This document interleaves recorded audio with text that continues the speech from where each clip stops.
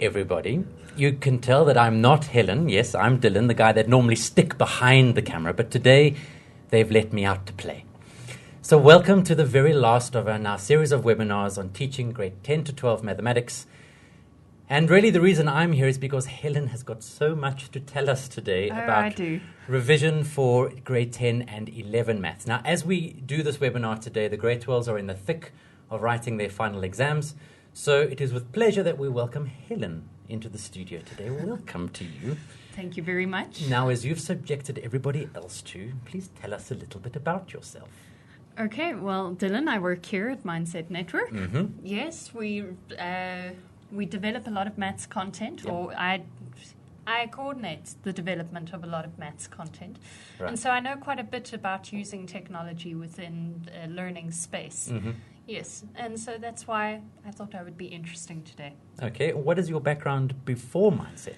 I am a maths teacher. Oh, okay, so we Yes. do have some credentials there. That's fantastic. Yes, I thoroughly enjoy teaching mathematics Uh-huh. to teenagers. I think it's a great age to teach Mhm. because they suddenly discover themselves and the fact that their marks aren't actually linked to who they are, and watching this process of development.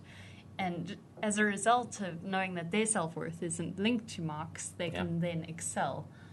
It's a very exciting process. Okay, well, I hope you continue to enjoy it. Yes. Now, tell us a little bit about the next chapter that you've been reading in Teach Like a Champion.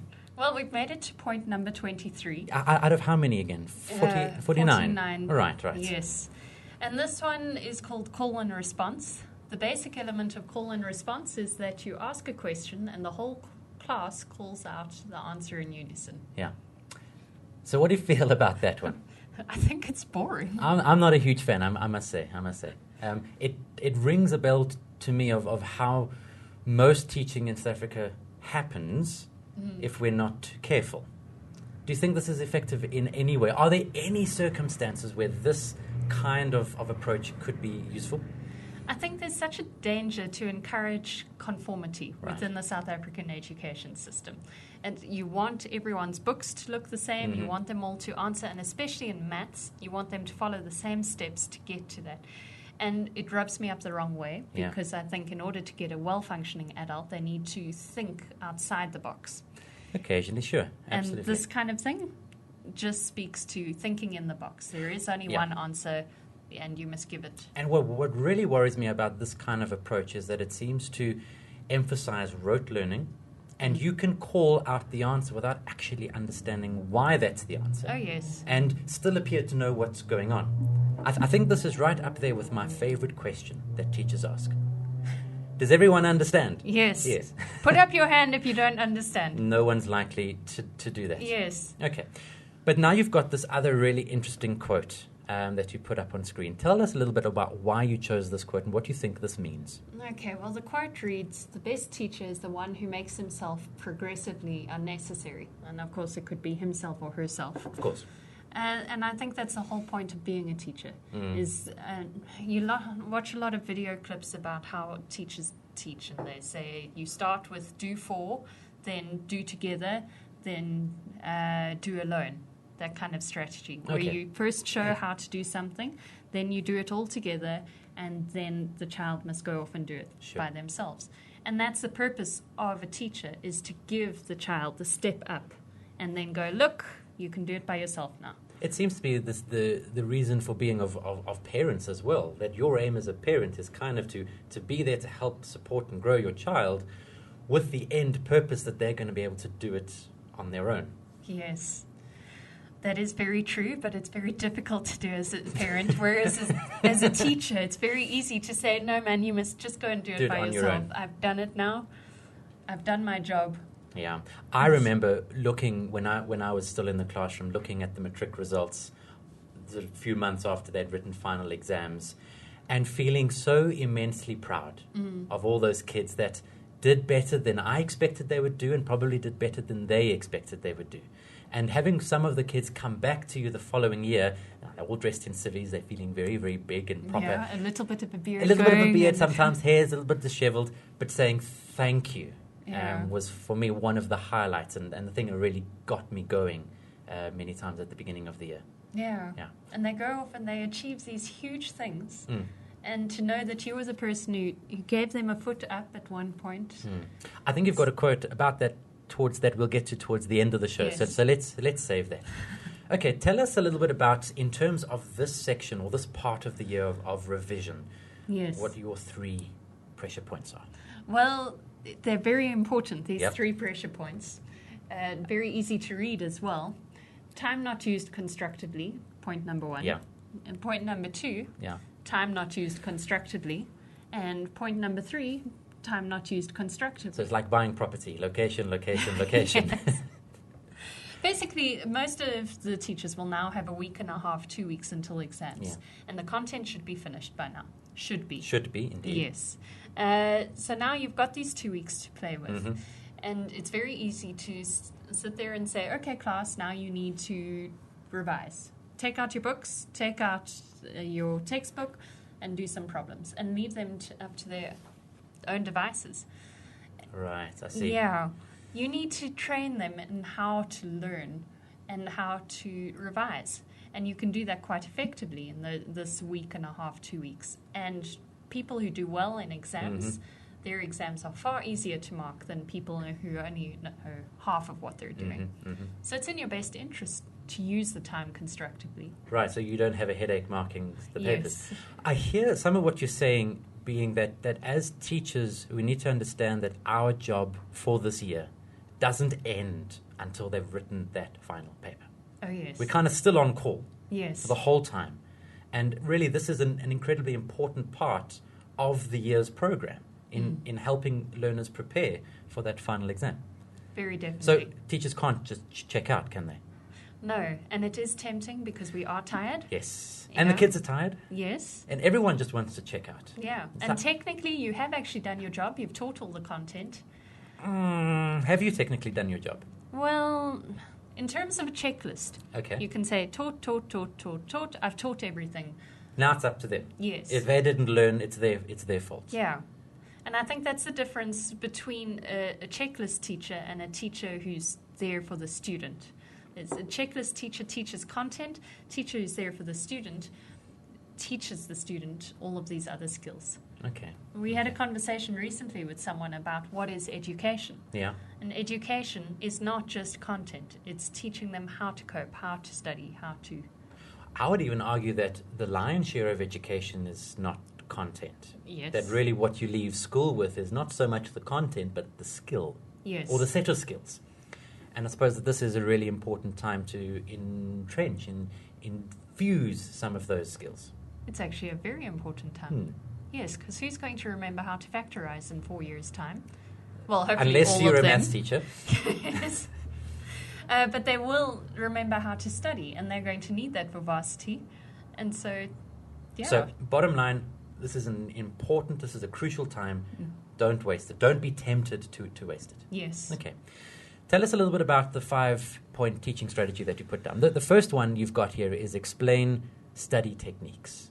Yes. That seems a little lower grade. Especially when you're dealing with 15, 16-year-olds. Don't they know how to study I yet? don't think so.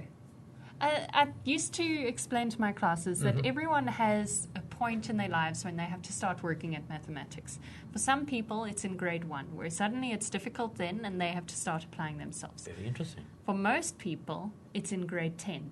And grade 10, they suddenly get shaky and they start believing that they can't do it anymore. And so they stop trying. Okay. And because they haven't had to work since grade 1, they don't realize that by working, they can push themselves through. Okay.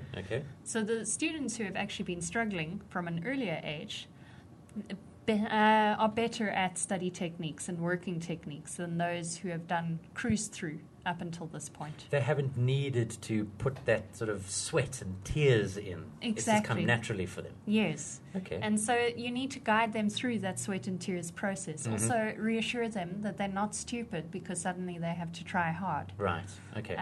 They are clever because they are continuing to try hard. Okay. I think Yeah. we'll come back to some specific techniques that you want to speak about in a few moments. Yes. Next one, provide a list of resources that learners can use. don't they have the textbook? Don't they have your notes? Isn't that sufficient? Well, this is actually a talking point amongst maths teachers because you do your exercises. You do exercise 1.1 and 1.2 and 1.3 until they get the concept, and then you move on. However, 1.1 to 1.3 is teaching it for the first time. It's level 1, level 2 type questions. Meanwhile, exams have level 3 and level 4 questions. Just unpack that a little bit for me. Level 3, level 4. Okay, level 1 is basic recall. Okay. Yes. Level 2 is, I'm going to forget all the names, what they are called. But basically, it's the kind of questions you would find in an exercise. There's no real combination of skills. It's a one-skill type problem. Got it. Level 3 is when you're mixing more than one skill into a question. Yeah. And it's just has a slight twist to it that makes it more... it gives it a little bit meat. unique. Yes. And sometimes talk about dressing up problems like elephants. So it's taken something. You will have to explain that. It's a really good thing to explain to students as well. Watch out for the elephants. All they are is a simple problem that's been dressed up with maybe a fraction somewhere. Oh, I it's see what you mean. It's a typical testing technique. So, for example, grade 10, it is a difference of 2 squares. Yes. But suddenly it's got fractions in. It's the exponents, still a difference of 2 squares. Okay, I get it. Yeah. So teaching them how to recognize the elephants will make level 3 questions far easier for them to cope with. Okay. But typical textbook exercises don't contain level 3 questions. They're just harnessing or practicing the underlying skill. They're not getting you to apply it in any kind of novel or new ways. And those level 2 questions are really important when you're teaching a topic from the front end. Yeah. But at the end of the year, you're teaching it from the back end. Okay. So you need to provide new resources. Right, I see. Or a list of resources that would be good to use. Now, are these resources that you have to provide physically to your class, or do you think it's enough to just point them at the big wide world and say, well, here's some great stuff that you might want to go look at? I think 10 years ago, you would have had to hand out sheets of paper. Yeah. But we're not living 10 years ago. We now have students with cell phones and all sorts of other technology. They can gain access to the internet, and we can just point them in the direction of good resources. But are these resources that you, as a teacher, should have looked at yourself? Yes. Don't let them loose on Khan Academy. There's a lot of good stuff. Yeah. I'm using Khan Academy as a general example. Okay. A lot of good We have stuff nothing that's against appropriate. Khan Academy. Nothing against them at all.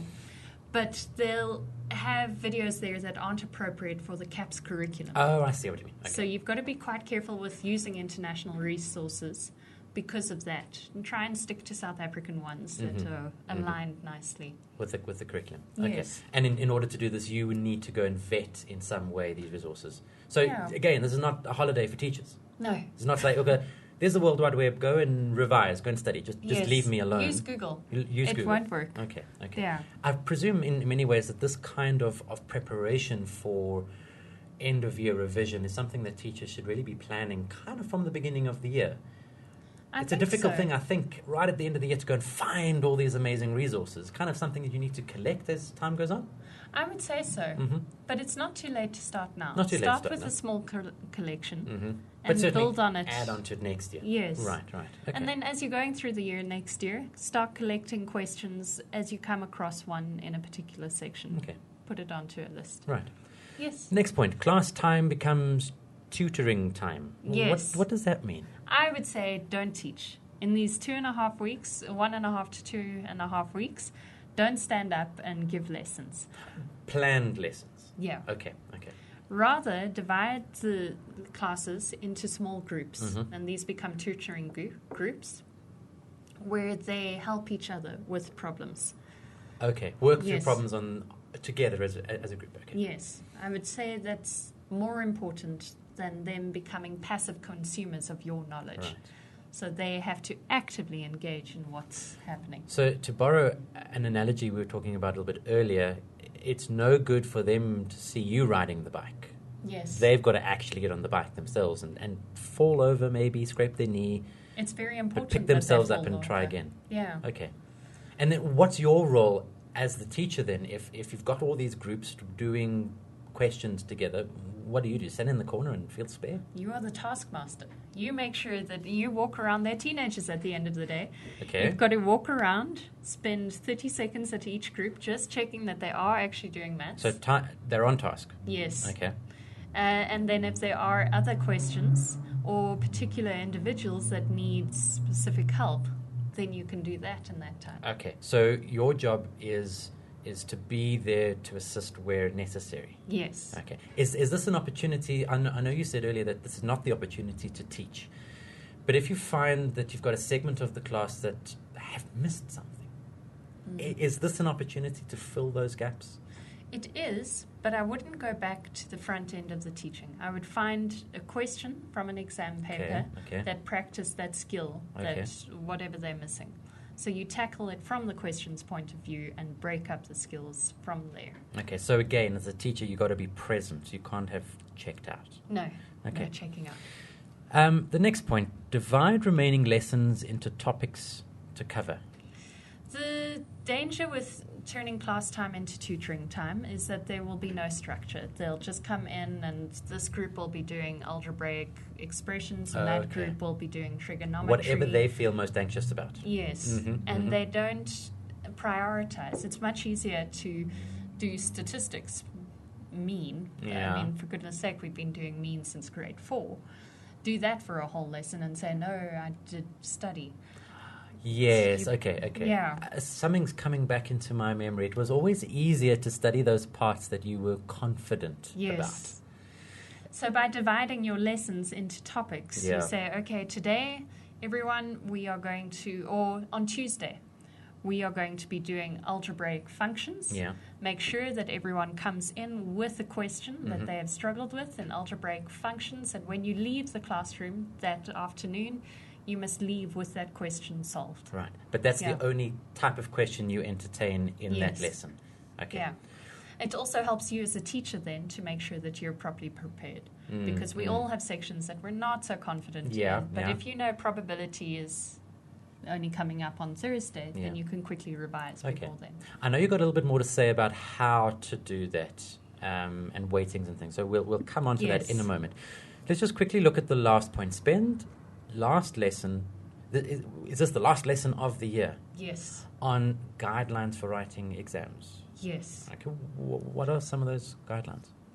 We do have a list coming up on those guidelines. Okay. But in general, I think students look at 4 pages of writing of maths equations and they freak out and they don't know where to start and where to end and how to do it. So it's important that you guide them through once again. Okay. You are the teacher there. You tell them this You're the is responsible how adult. Yes, exactly.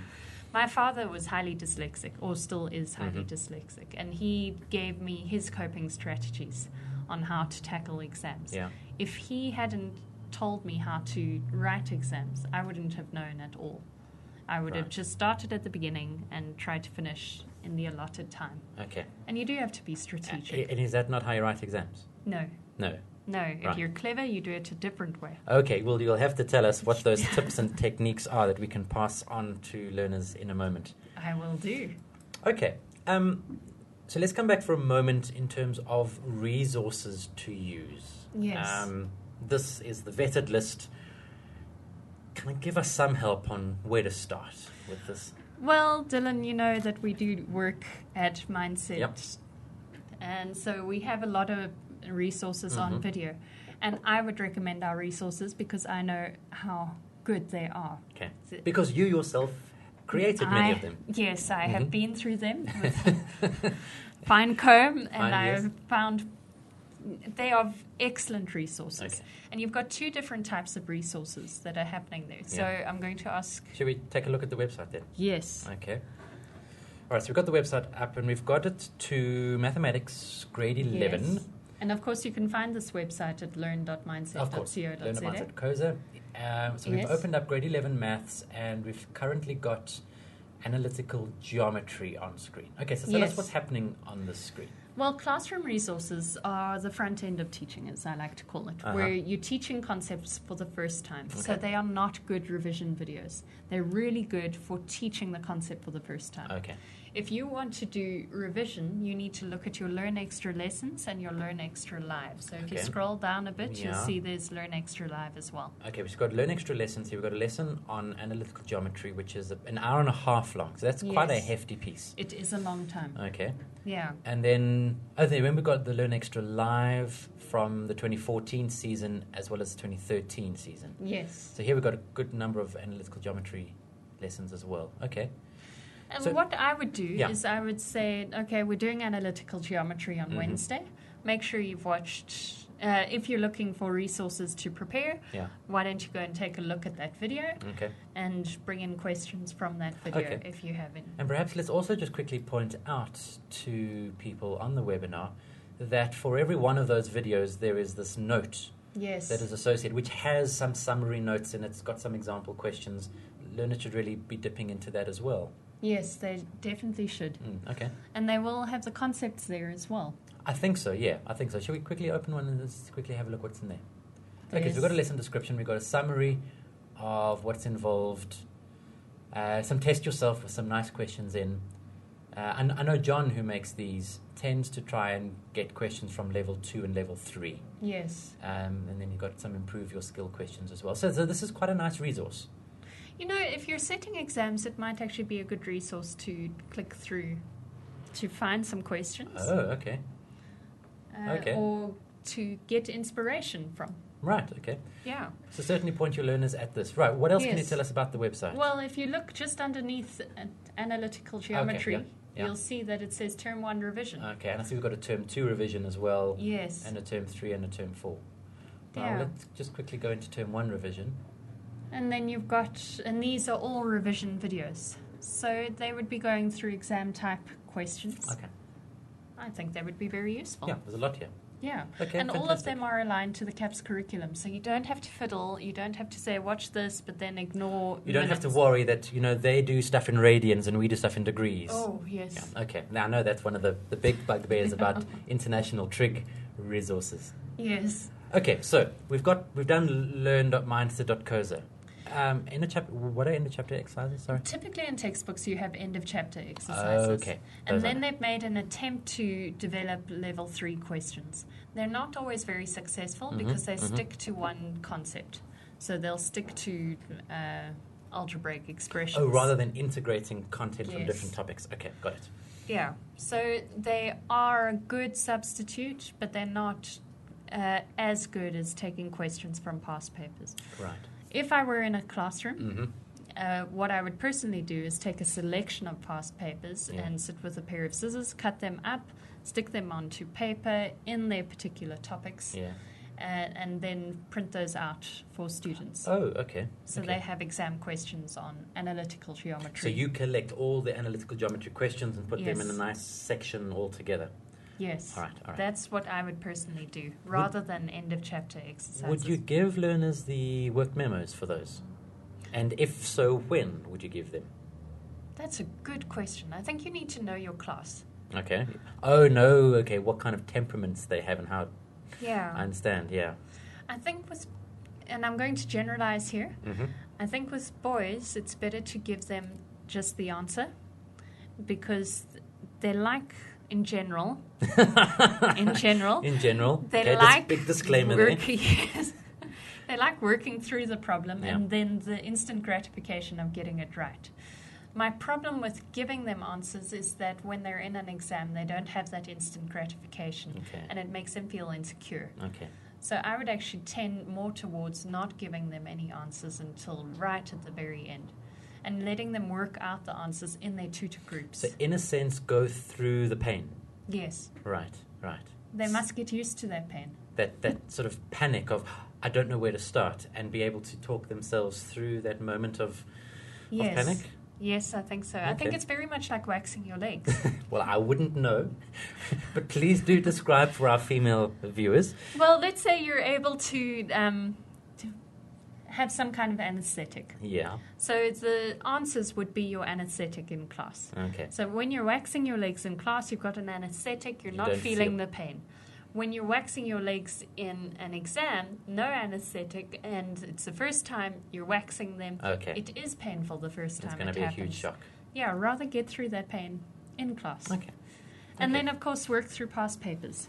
Obviously, yeah. And we've got a lot Yes. of past papers on the website, but there's lots of websites Yes. with past papers, so get hold of it. There really isn't any excuse Yes. for not having past papers. Just find it and print it. Find it and print it. Yes. Okay, cool.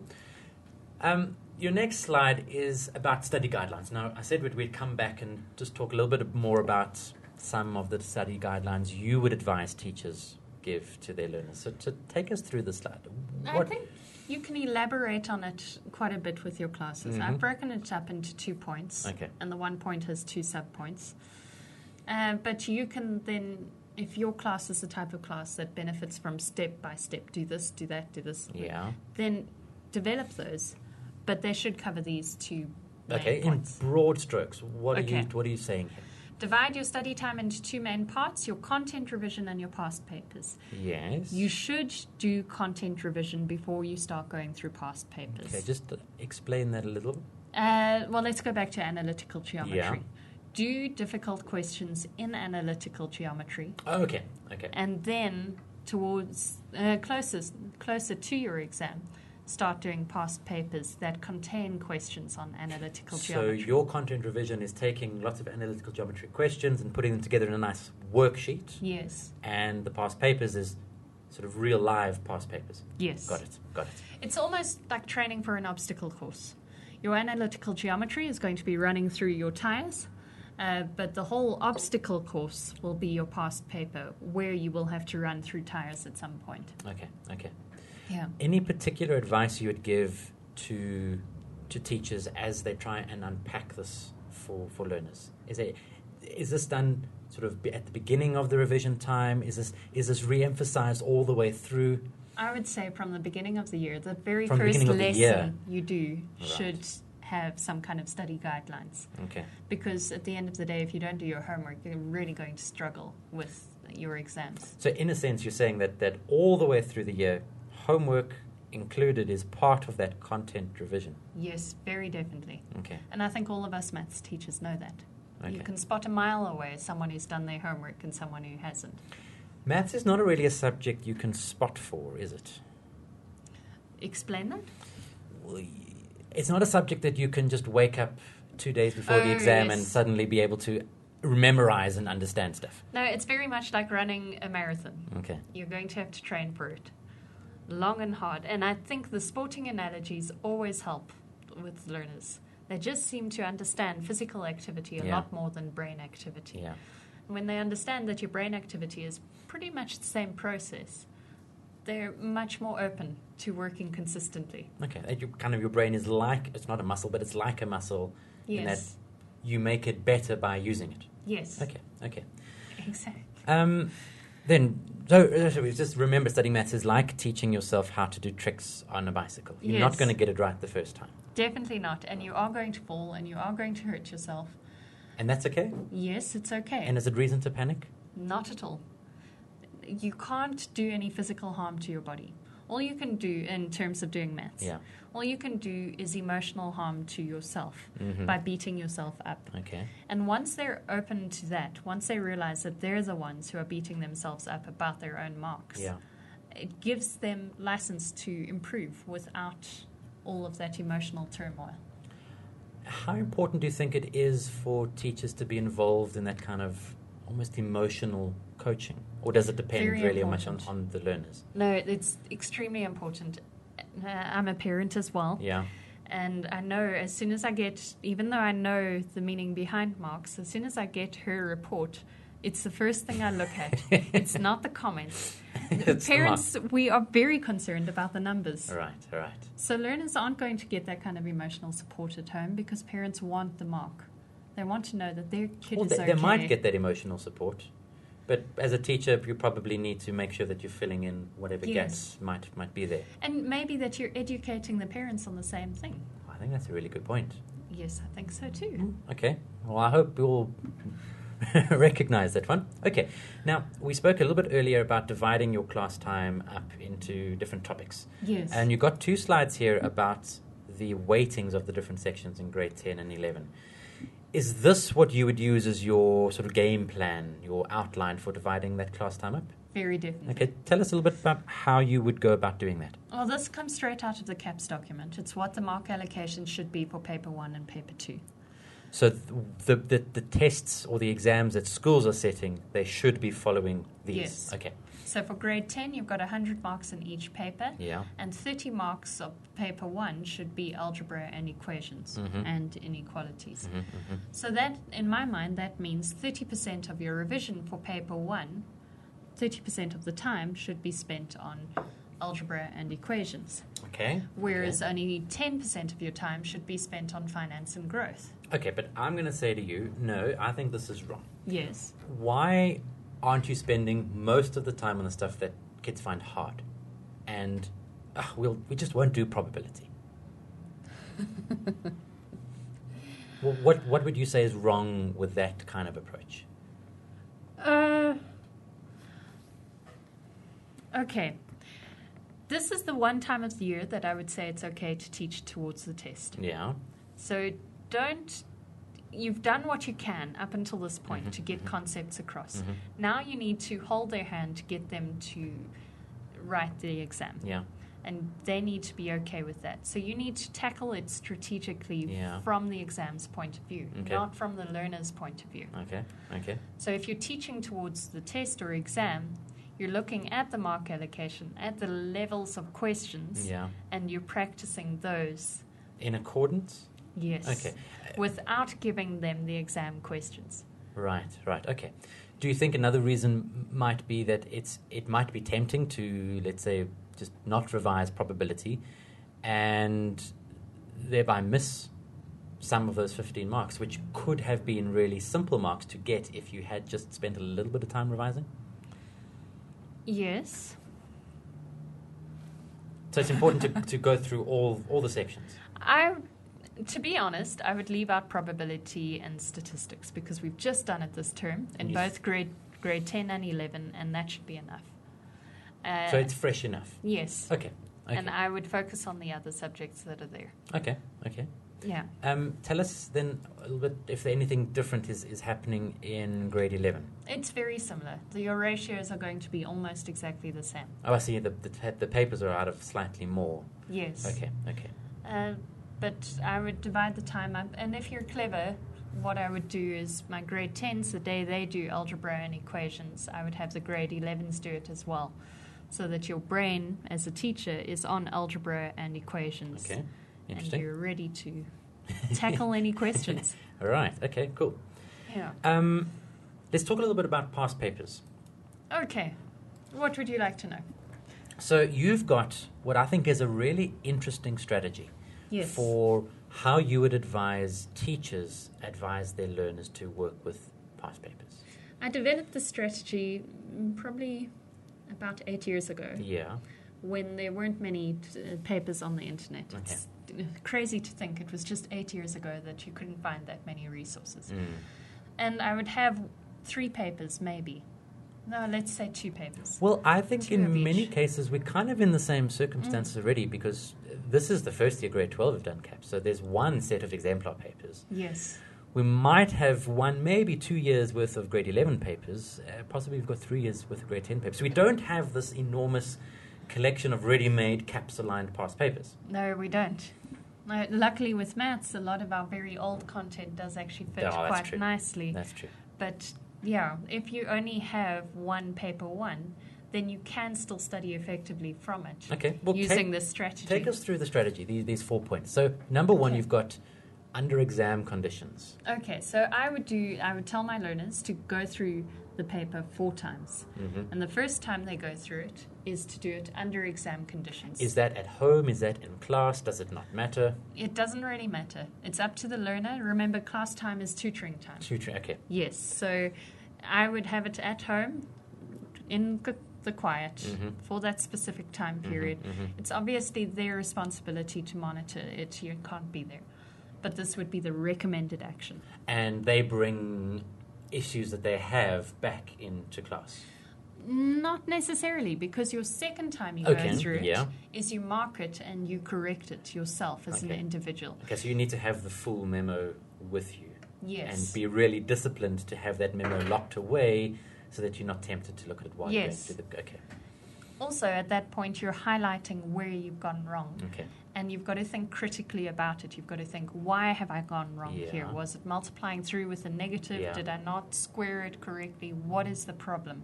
So really pay attention to the errors you make. The third time you go through it, you do the paper again, but take as much time as you need. Okay. So you put those other 2 copies away, Yes.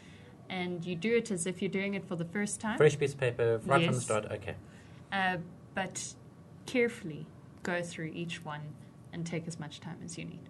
Why take as much time as you need? What's going on in the brain when that's happening? Once again, bringing it back to exercise. Yeah. There's certain actions that you have to do first before you do them fast. Okay. All right. So with maths, you've got to get things right, yes, but you've also got to be able to work fast. This third time of going through it is about getting it correct. Is it kind of like developing muscle memory? By going through the Yes. motions very deliberately and carefully? Yes. Okay. Very much so. All right. An educationalist I read recently Yeah. says that learning a new concept for the first time is very much like going through a jungle. First time you do it, you leave just footprints behind, and it's difficult to see the path. Mm-hmm. But as you do it more and more, the path wears away, and it becomes a highway. What happens in that process is the brain prioritizes that knowledge and wraps a fatty layer around it. Right. Yes. Those connections get really strong. Yes. Okay. Okay. And this is all about forming those connections. Okay. Yes. And then step 4, Yes. or attempt 4. Now you do it under exam conditions, get someone else to mark it, and see what you did. Is the expectation that by this stage you are getting 100% for that particular paper? And I think the expectation is more that you are performing to your potential. Mm-hmm.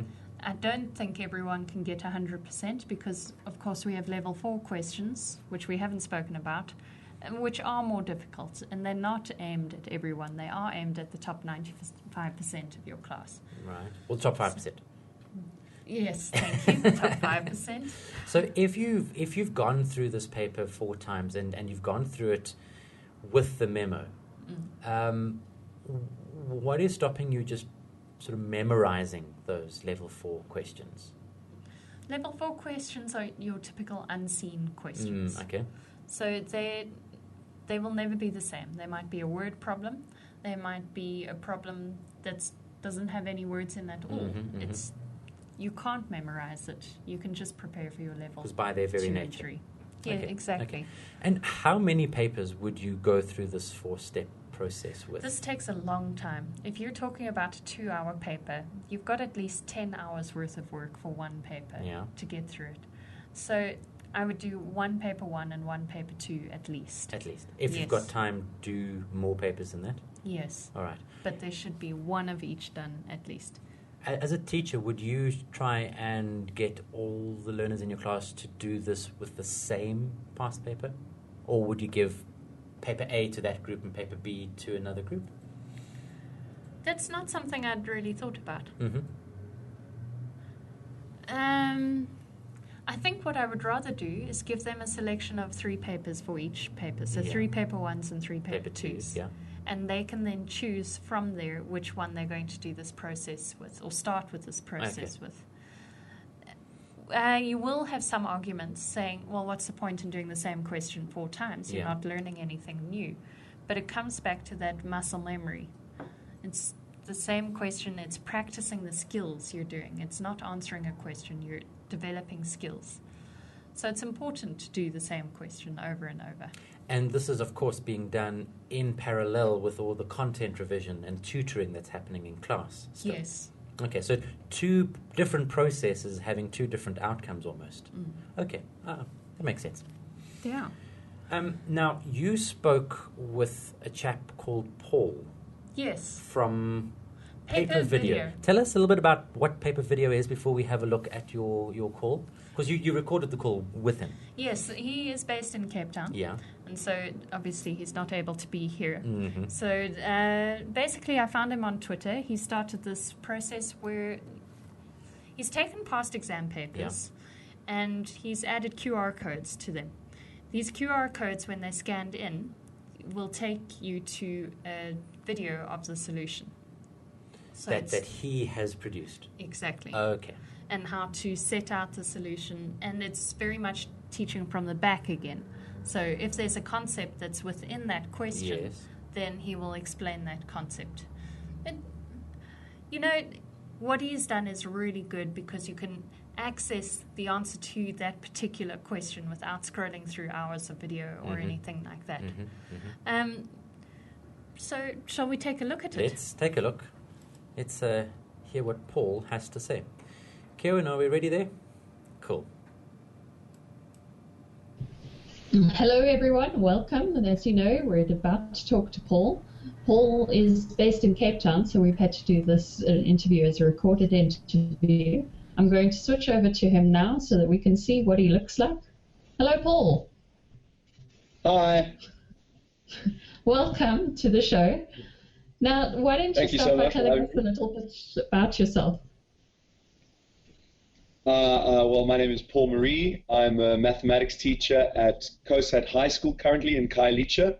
I used to be a math teacher at Westerveld High School in Rondebosch in Cape Town, and I was a maths teacher there for 5 years, since 2009 to 2013, and this is my first year as a maths teacher at COSAT.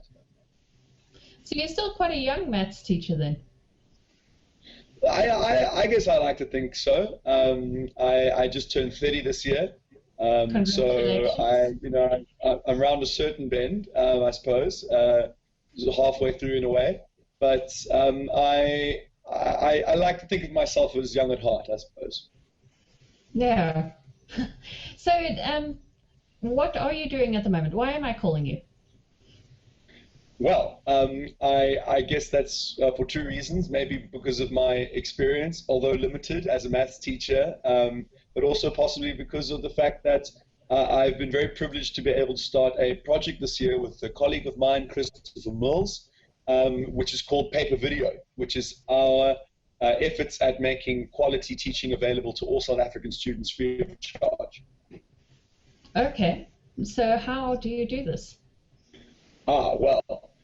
We started in July this year. In July, we didn't have a name, but we did have the concept. Christopher Mills came up with the concept. He's been working to try and achieve something like this for quite some time now. And we do this by taking past papers, particularly in mathematics for grade 12. We thought that due to the time that we have, we just specialize on the content that we know about, and that's maths. And we take these past papers and we record stacks of videos, a video of myself as the teacher teaching how to do each particular question, and then we link that video next to the question. And so if a student is struggling with that particular question, they can go to the link and they'll jump to a video of myself as a maths teacher teaching you how to go through that question step by step, explaining from the bottom up, presuming as though there's a reason you clicked on that link, there's some kind of difficulty that you're experiencing, so we explain it as though you don't really understand and make you get there to the end of the solution, explaining step by step. Okay, so tell us about how someone would interact with this website.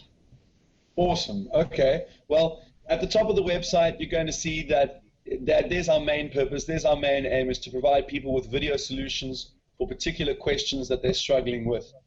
You are going to have to log into the website. You can use Facebook if you want to, or you can create an account with Paper Video and then log in through that account. Obviously, this is all for free.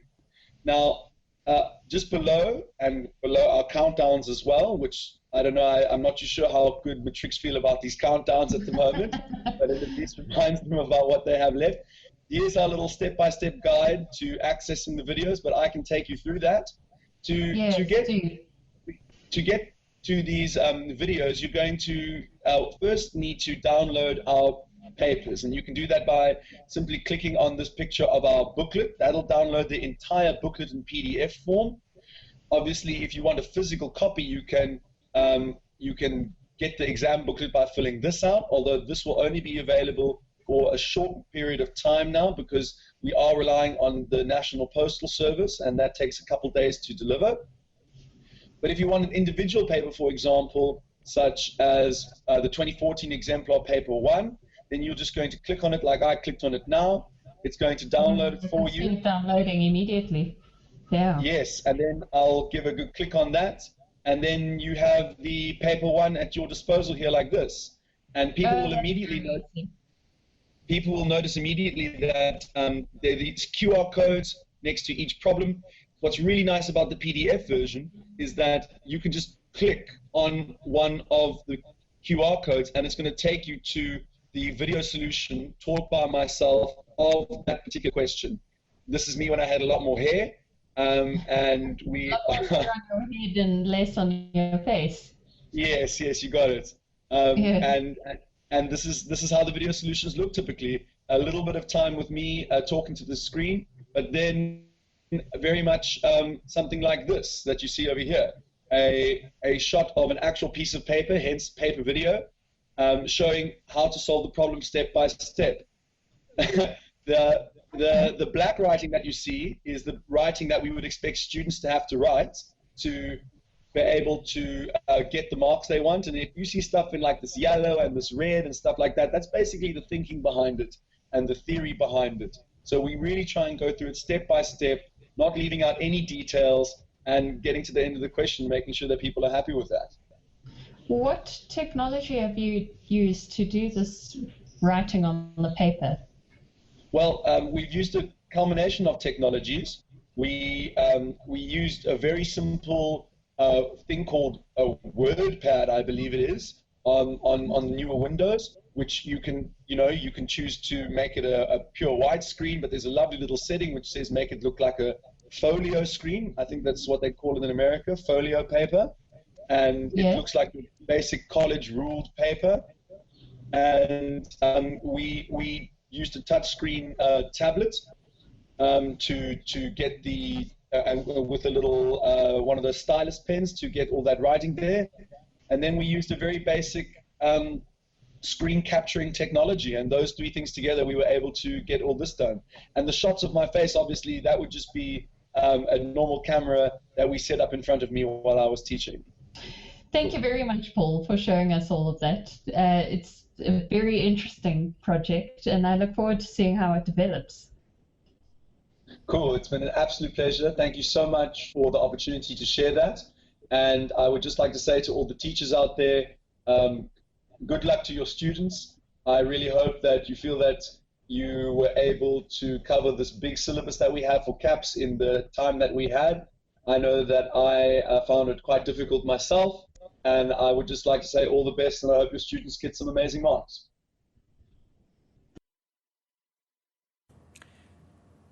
So that's pretty interesting stuff. It was very interesting. Tell me, what is it particularly about his approach that you think is so useful to learners? The fact that it's targeted, the video is targeted to a particular question is very appropriate. Okay. And sometimes you're able to do 75% of the questions and you need help with 25%. And in a tutoring situation, in a classroom, you're not going to get all that help that you need. And in a sense, I suppose, it also acts as another tutor for your class of learners. Yes. You may not be able to get round to every question or every discussion that is going on in the class, but here learners can really go and access it themselves? Yes, they can. Okay. At this point, he's only offering only offering grade 12 maths, so it doesn't really help with the grade 10 and 11. Oh, I see, right. But I would say, why not make it yourself? You've got a cell phone camera. That's a fantastic idea. Hang it above, put it on a seat with a hole in, and just write the answers and physically talk through on it. a piece of paper, no screen capture technology needed. Nothing like that needed at all. So you can make an entire series of revision videos for your class. Yes, you can, using your phone and a piece of paper and a pen. Oh, that's amazing. I think it would be a lot of fun. That would be a lot of fun. Yeah. And what's really nice about that idea is those videos, they will last. Yes, and so you can use them next year. Yeah. Now, that approach or that ability to record and perhaps use other people's recordings of worked questions, how would you integrate that into your kind of overall revision scheme? I would share those recordings as with that going through the exam 4 times over. Yeah. At the end, I would share those kinds of recordings with them. Whether it's on a flash disk or you've got some fancy learner management system that you can share it on. Okay. That's how I would integrate it. Okay. I have had a thought though. Yes. You don't necessarily have to be the one who's creating the videos. Why can't you get your tutor groups to do it? The learners themselves? Yes, and then you share those videos afterwards. How do you know that they're correct? Well, you've got that afternoon that they've created in class their worked solution. Yes. That afternoon you watch it. Each video should be 5 minutes long at most. And you check if it's correct or not correct. That's a fantastic idea, because the act, I think, of learners having to do that, having to physically explain what they're doing as they're doing, once again, is building those neural connections. And it's something that keeps them engaged. Yeah. Yes. That's a fantastic... I like that. Yeah, I like it too. That's a great idea. Okay, we must definitely blog about that one. Yes. Okay, fantastic. Okay. Now, we're kind of coming close to the end of our time. And I want to just give a bit of time to discuss exam writing techniques. And this is, I think, particularly relevant for grade 10s who might be feeling a wee bit anxious. Kind of 2 papers for the first time. These are now, suddenly they're playing in the big leagues. These are important. They're grade 10. What advice do you think teachers should be giving to their learners? Well, firstly, when you're preparing, make sure that you're preparing for the first paper first and then the second paper second. I made that mistake once. Yes, everyone makes it once and It then only they takes don't make once. it again. Okay. But it's better if they don't make that error. Okay. Yeah. Well, you've got a But couple of then- points listed here. Yes. Sorry, I interrupted. Go No, ahead. I was going to direct us to the Right. slide. So, point number 1, you've said reading time is planning time. Yes. What do you mean? Generally, if schools are practicing the matric writing style, where you have 10 minutes reading for every hour or whatever it is, before the exam actually starts, you need to teach your learners how to effectively use that reading time. So they should be going through the paper and planning how they're going to attempt each question. What do you mean? You start at the beginning and you go to the end? No, not at all. You start with what makes you feel good. Always. It's like eating your favorite meal. You're not going to start with the broccoli. You're going to start with the steak. Yeah, I start with the broccoli, actually. and I work my way up to the pinnacle of the steak. Yeah. No, I'm not like you at all. Okay. But in an exam situation, it builds your confidence. Yes. Is that what you're saying? You've got to constantly talk about the emotional connection you have to your exam paper. Okay, I think that's a point that's often lost. Yeah. And you have to make sure they're aware of the fact that they are responsible for their own emotions. A paper can't make them feel bad. They can only make themselves feel bad about the paper. And there are strategies, and reading time helps with planning and your strategy on how to tackle the questions. Okay. And you don't have to do it in the same order that it's written down on the paper. You can do any question first. You can. Right. Make sure that you number them correctly. Ah, yes. Okay. Yes, there is So a if little you start with warning. question 5, you've got to write there question 5. Yes, All right. and don't do 5.1 and then skip to 3.2. Rather do question 5 in its entirety and then go to question 2. But if you can't, let's say question 5 is 5 parts. Yes. And you chose it because 4 of the parts are, you can just see the answer immediately, you know exactly what to do, but there's this 5th part. What do you do with that little piece? I would do it with the rest of question 5. Even if you can't, even if you're struggling with it? Yes. If it gets to a point that you have gone over the time that you have planned to spend on it, then I would rule a line just underneath it, leave it for the moment, and come back to it if there's more time at the end of the exam. Okay. We'll talk a little bit about time in a moment. That's your 4th point. Yes. Point number 2. Make notes at the top of your paper before you start. What kind of notes? Love notes? What notes are you talking about? I'm thinking specifically of things like the cast diagram. Right, Things that aren't on your formula sheet, but you do need to remember. And these would be things that you typically forget. Like, where does 180 plus theta go? Right, okay. Those kinds of things. Okay. And in a high-pressure situation, you are going to forget those things. So write them down quickly before it becomes a high-pressure situation. While they're still fresh in your Yes. in your mind. Yes. Okay. And I suppose you can use the top of your paper to write pretty much anything that you feel you need to. Yes, no swear words. No swear words. Why not? Don't you get to keep the paper? Oh dear. Point number 3. Approach each question positively. Isn't that a given? No, it isn't. And there are some things that make even teachers quiver and quake. And nobody likes teaching. Very few teachers like teaching probability. So it's left for the end, and when we teach it, we kind of skip over it because we don't have a good view of it. Our heart's not in it? Yes. Mm-hmm. If you approach a question with positive attitude, you're more likely to be able to use your brain.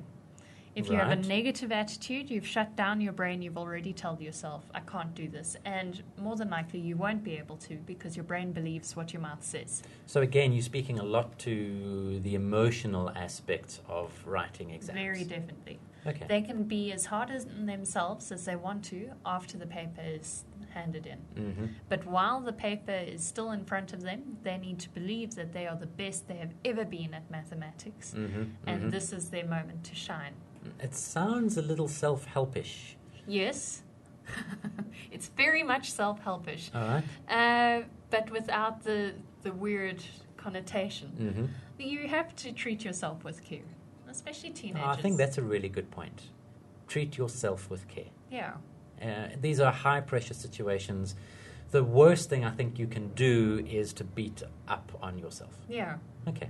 As soon as you beat up on yourself on one question, it's going to affect the rest of your paper. Yes. Yes.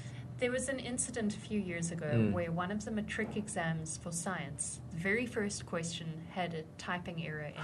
Oh my God! Yeah. Oh, yeah, And that exactly. must have thrown. Well, we had a high-performing student. He got between 90 and 100% for every exam in his whole life for physics. And then there was this question, and he couldn't get it right. And as a result, I think he got 60% for the whole exam because he got so wrapped up in not being able to do that first question that he So what you're couldn't talking perform. about is resilience. Yes. And just help me understand, though, how a teacher now in front of his or her class goes about explaining that. Is this not something that is kind of caught more than taught? I think you have to make people cognitively aware Right. of it. Okay. Because once they are aware of it, then they're able to work towards it. Uh-huh. Uh-huh. So yes, it is caught, but are you able to catch something that you don't know about? Oh, I see. Okay. So to make people aware of it, I mean, maybe I would say this, that every teacher should be aware that they are constantly modeling Yes. how to behave and how to cope under stress. Yes. Okay. All right. So now, pay attention to the time. Yes, we all know that time allocation is linked very closely to mark allocation. If something has 2 marks, then it should usually take you 2 minutes to do, Yeah. roughly. And don't spend 5 minutes on a 2-minute question. You've wasted valuable time. You have. Okay. Yeah. So coming back to the earlier example of this 5-part question 1, 2, 3, 4, just fine. Question 5, give yourself the time allocation needed, but if you're not cracking it, move on. Yes, move on. Move on to Yeah. the next thing that you know that you can do. And move on positively. Right, move on. Yes. Saying, okay, this has stumped me for now, Yes. but I'm going to get the rest of the paper and I'm going to come back to this and I'm going to kick this questions. It might be worthwhile talking then about how your brain carries on working on things Okay. subconsciously. Yeah, talk So, to that. bit. question 5.5, Mhm. I'm looking at it, I'm not getting it now. I'm going to rule a line and move on to the next page and do the next question. Okay. Even though I'm working on a completely different concept, my brain is still thinking in the background about question 5.5. And maybe there's something in the next question that will trigger how to do that That's question. a really interesting idea. Or maybe your brain just clicks. Just gets it. Yes. Okay. The shower does that for me. There'll be no showers at the exam. Pity. Yes. Your last point. Leave with the knowledge that you did your best. Once again, you have to leave with the knowledge that you have done your best at that moment. You cannot go home and cry about something. You have to constantly apply yourself and know that every question, every new question is a new beginning. And so you can't allow yourself to not do your best. So again, this speaks to the emotional and sort of mental well-being of learners. And as teachers, we've got to constantly remind them and maybe even be available after the exam for any kind of counselling that might be necessary. Yes. Yeah? I would caution away from going through the paper Yes. with them. No, this is purely just an emotional talk. Yeah. Okay. Yeah. Well, unfortunately, we've come to the end of our time today. Yes. This goes very quickly. You've got one final quote that I said we'd come back to. Just take us through this and why you think this quote is, why you think it's worthwhile bringing up today. One of my lecturers once said to me, she said, everybody becomes a teacher because they want to change the world. And this quote speaks to it, where it says, a teacher affects eternity. He can never tell where his influence stops, once again, or her influence stops. Yeah. And that's very true. Yes, you're teaching someone now, and maybe they're not paying attention, but you don't know what you're doing isn't affecting them in the long term, and how that will affect their children, and how their children's children will be affected by your actions, whether it's positive or negative. Right. I often think of my grade 10 maths teacher.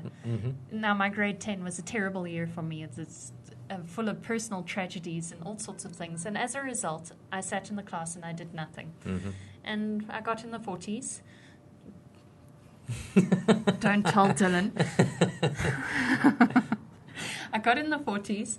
I didn't raise my hand. I did just enough to not be on anyone's radar. Right. Yeah.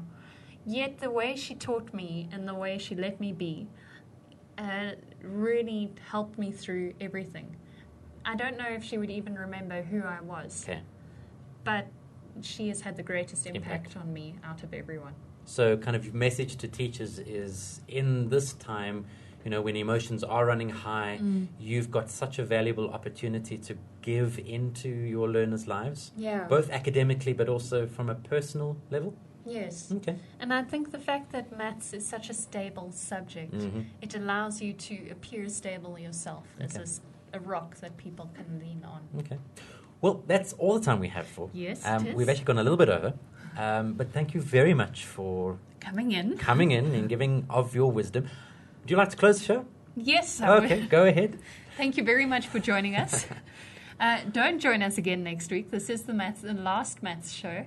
It's been a great pleasure doing this year. It's been fun. Yes. Thank you, Dylan, for joining us. Pushing the buttons. Yes, and thank you, Karen, for pushing the buttons today. Enjoy your teaching. Goodbye. Cheers.